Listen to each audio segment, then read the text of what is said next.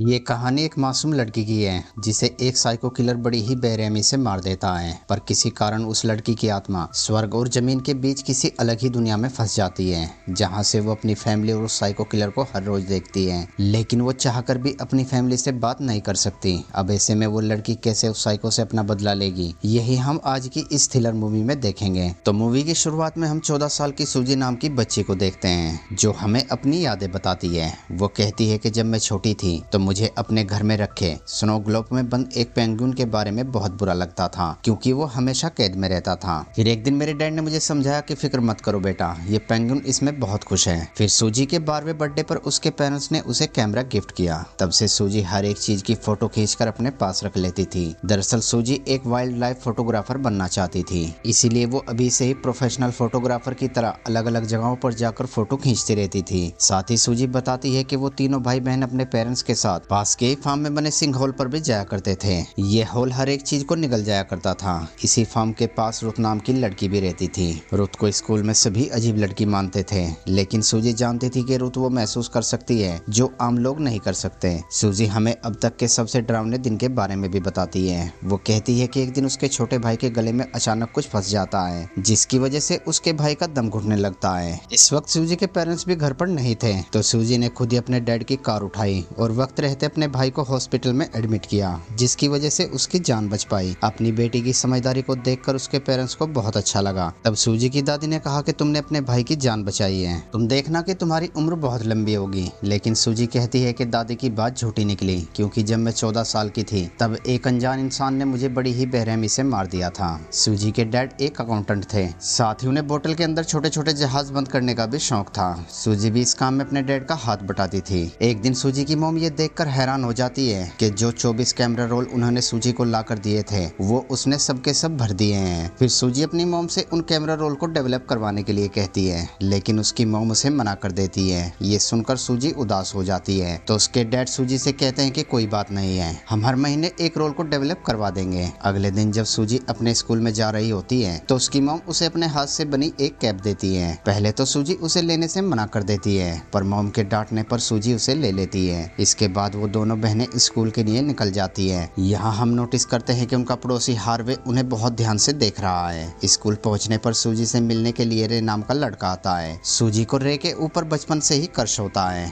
और रे भी सूजी को पसंद करता है। रे जैसे ही सूजी को किस करने लगता है तो सूजी घबरा कर पीछे हट जाती है और उसके हाथों से बुक नीचे गिर जाती है। तो रे बुक उठाते हुए सूजी के बुक के अंदर एक नोट छोड़ देता है, जिसमें उसने सूजी के लिए कविता लिख रखी होती है। फिर रे सूजी को पार्क में मिलने को कहता है। सूजी मन ही मन बहुत खुश होती है। स्कूल खत्म होने के बाद सूजी जल्दी से घर पहुंचने के लिए एक शॉर्टकट ले लेती है। उसी रास्ते से रुत भी अपने घर की तरफ जा रही होती है, पर सूजी रुककर रे का नोट देखने लगती है। तभी तेज हवा का झोंका आता है और वो नोट सूजी के हाथ से छूट जाता है। तभी यहाँ पर उसका पड़ोसी हार्वे भी आ जाता है, पर वो भी उस नोट को पकड़ने में नाकाम हो जाता है। अब हार्वे मासूम सूजी से कहता है कि मैं तुम्हारा पड़ोसी हूँ और मैंने यहाँ बच्चों के खेलने के लिए एक खास तरह की जगह बनाई है। सूजी उसे कहती है कि मुझे अपने घर जाना है, तो हार्वे उसे कहता है कि मुझे पता चला है कि तुम बहुत होशियार लड़की हो, तो मैं सिर्फ तुम्हारी राय लेना चाहता हूँ कि मैंने जो बनाया है वो सही है या नहीं। मासूम सूजी उसकी बातों में आ जाती है और हार्वे के साथ जमीन के अंदर बने एक छोटे से घर में चली जाती है। यहाँ पर बहुत सारे खिलौने रखे होते हैं और पूरा घर मोमबत्तियों से जगमगा रहा होता है। अब हार्वे गर्मी का बहाना कर अपना कोट उतार देता है और सूजी को भी उसकी जैकेट उतारने को कहता है। सूजी को उसका बर्ताव बहुत अजीब लगता है, तो सूजी वहाँ से अपने घर जाने लगती है, लेकिन हार्वे उसे पकड़कर नीचे खींचने लगता है। तब सूजी उसके मुंह पर लात मारकर वहाँ से किसी तरह बाहर आ जाती है और तेजी से अपने घर की तरफ भागने लगती है। इसी दौरान रुत को सूजी का वो नोट मिल जाता है और तभी सूजी उसके पास से बहुत तेजी से गुजरती है। रुत उसे बड़ी ही हैरानी से देखती है, जैसे उसने कोई अजीब चीज देख ली हो। वहीं सूजी के घर न आने पर उसके पेरेंट्स सूजी की मिसिंग रिपोर्ट लिखवा देते हैं और जैक मॉल के पास जाकर हर एक इंसान से अपनी बेटी के बारे में पूछ रहा होता है, पर सूजी को वहाँ किसी ने भी नहीं देखा होता।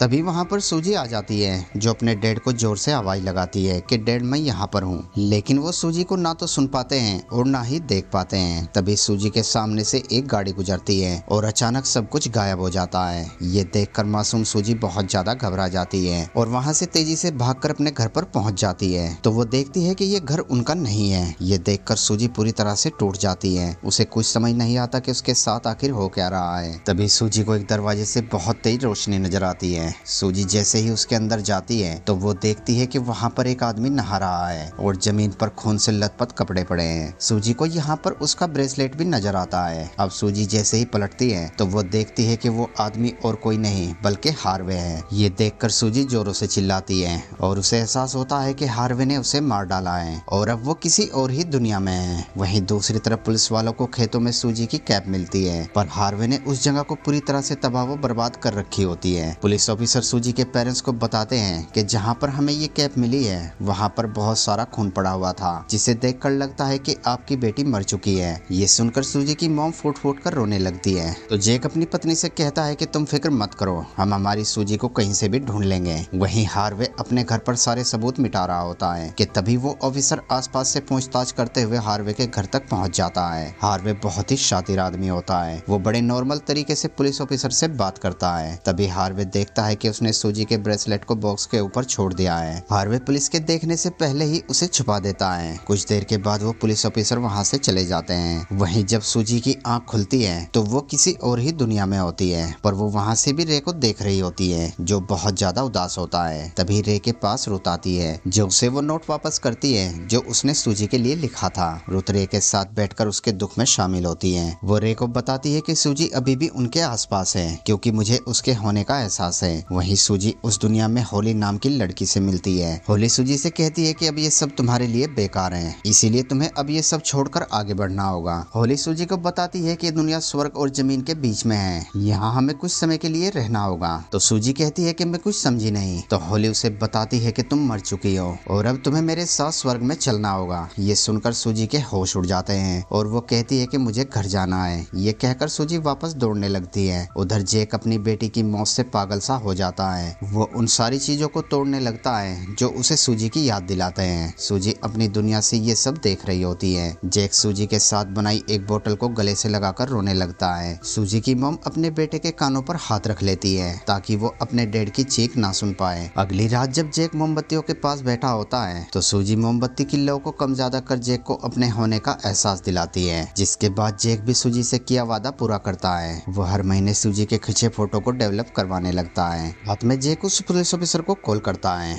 और कहता है कि मुझे पूरा यकीन है कि सूजी को मारने वाला इंसान कोई ऐसा है जो हमें अच्छी तरह से जानता है। फिर जेक उस पुलिस ऑफिसर को अपने घर बुलाता है और उसे कहता है कि मैं इस केस को अपने तरीके से सॉल्व करना चाहता हूँ। पर यहाँ सूजी की मॉम को जेक पर बहुत गुस्सा आता है। वो जेक से कहती है कि अब ये सब बंद करो, हमारी बेटी को मरे पूरे 11 महीने हो गए हैं। और वो जेक से कहती है कि हमें तुम्हारी जरूरत है, पर जेक उसकी एक नहीं सुनता। अगले दिन सूजी की दादी उनके पास आती है, जिसके आने से जेक के घर में थोड़ी खुशी आती है। फिर अगली सुबह सूजी की छोटी बहन जब अपने डॉग को वॉक पर ले जाती है तो उनका डॉग हार्वे को देखकर जोर जोर से भौंकने लगता है। अब सूजी की छोटी बहन को भी हार्वे के ऊपर शक हो जाता है। उधर अब सूजी की मॉम ने सूजी के कमरे में जाना बंद कर दिया था ताकि उसे सूजी की याद ना आ सके।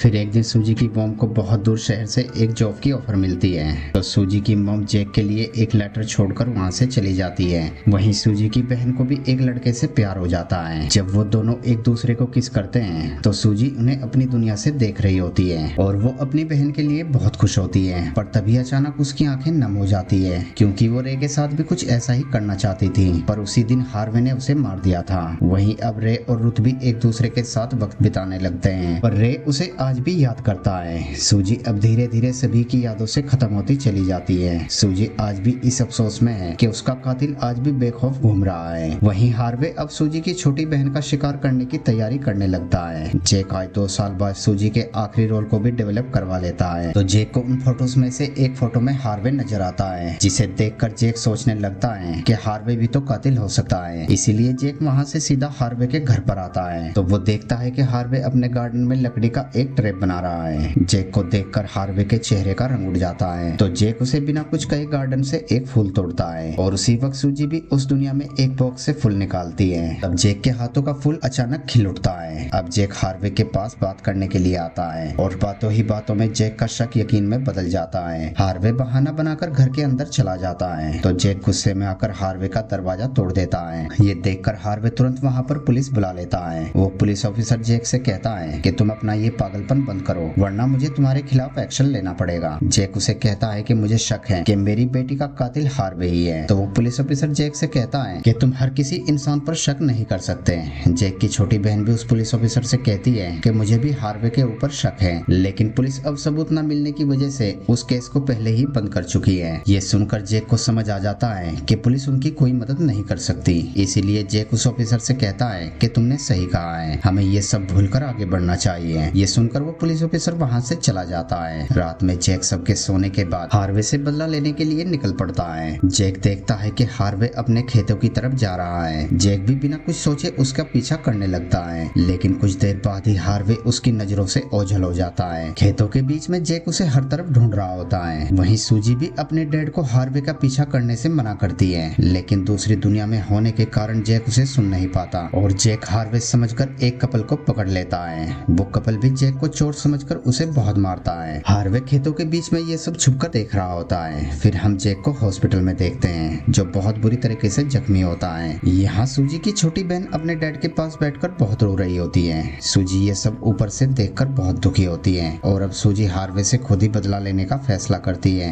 उसी दुनिया में हार्वे के घर पर आती है। यहाँ सूजी को हार्वे के द्वारा अतीत में किए गए सारे मर्डर दिखाई देते हैं, तो सूजी को पता चलता है कि हार्वे एक सीरियल किलर है जिसने सूजी के अलावा और भी छोटी बच्चियों को मारा है। उनमें से एक होली भी है जो इस वक्त सूजी के साथ है। यहाँ सूजी को वो बॉक्स भी नजर आता है जिसके अंदर हार्वे ने सूजी की डेड बॉडी को रखा है। उधर सूजी की छोटी बहन देखती है कि हार्वे इस वक्त घर पर नहीं है, तो वो मौका मिलते ही हार्वे के बेसमेंट में घुस जाती है और सबूत ढूंढने लगती है। तब उसे जमीन के अंदर हार्वे की एक डायरी मिलती है जिसके अंदर हार्वे का सारा प्लान होता है, जिससे ये साफ हो जाता है कि सूजी को हार्वे ने ही मारा है। तभी वहाँ पर हार्वे आ जाता है, जिसे देखकर सूजी की बहन वहाँ से भाग जाती है और जल्दी से दौड़कर अपने घर पर आ जाती है। वो देखती है कि उसकी मॉम भी वापस आ चुकी है। सूजी की बहन उस डायरी को सबको दिखाती है, वो जिसे देखने के बाद वो सब लोग वहाँ पर पुलिस बुला लेते हैं, लेकिन पुलिस के आने से पहले ही हार्वे उस बॉक्स को लेकर वहाँ से फरार हो जाता है। हार्वे उस बॉक्स को लेकर उसी हॉल के पास आता है और उसे ठिकाने लगाने लगता है। रुति ये सब देख रही होती है। वहीं दूसरी दुनिया में सूजी को वो सब लड़कियां मिलती हैं जिन्हें हार्वे ने मारा है। अब वो सब मिलकर स्वर्ग में जाने लगती हैं। होली सूजी से कहती है कि समय आ गया है, अब तुम आजाद हो। तो सूजी उसे कहती है कि मैं अभी पूरी तरह से आजाद नहीं हूँ। ये कहकर सूजी वापस आ जाती है। फिर सूजी रुत के शरीर के अंदर आकर आखिरी बार रे को मिलती है और वो दोनों एक दूसरे को किस करते हैं। हार्वे भी सूजी की डेड बॉडी को हॉल के अंदर फेंक कर शहर छोड़कर भाग जाता है। सूजी वापस अपनी दुनिया में चली जाती है। फिर हमें कुछ साल बाद का सीन दिखाया जाता है। अब सूजी के पेरेंट्स सब कुछ भूलकर पहले की तरह जीने लगते हैं और उसकी छोटी बहन की शादी हो जाती है और वो इस वक्त प्रेग्नेंट होती है। फिर हम हार्वे को देखते हैं। वो आज भी अपने शिकार की तलाश में होता है। वो एक बार फिर एक लड़की को अपनी कार में बैठने को कहता है, मगर वो लड़की उसे मना कर देती है। इस बात से हार्वे का ईगो हर्ट हो जाता है, पर इससे पहले कि वो कुछ कर पाता तभी एक नोकीला बर्फ का टुकड़ा उसके ऊपर आकर गिरता है और हार्वे फिसलकर एक बहुत गहरी खाई में गिर जाता है, जिसकी वजह से वो एक बहुत दर्दनाक मौत मरता है और इस तरह से उसे उसके पापों की सजा मिल जाती है। सूजी की मॉम भी अब अपनी बेटी की मौत को स्वीकार कर लेती है। हम फिर से सूजी की आवाज को सुनते हैं जो सबको खुश रहने को कहती है। साथ ही वो अपनी सहेलियों के साथ स्वर्ग में चली जाती है और इसी सीन के साथ इस मूवी का एंड हो जाता है। दोस्तों वीडियो अच्छी लगी हो तो वीडियो को लाइक और चैनल को सब्सक्राइब जरूर करना। Thanks for watching.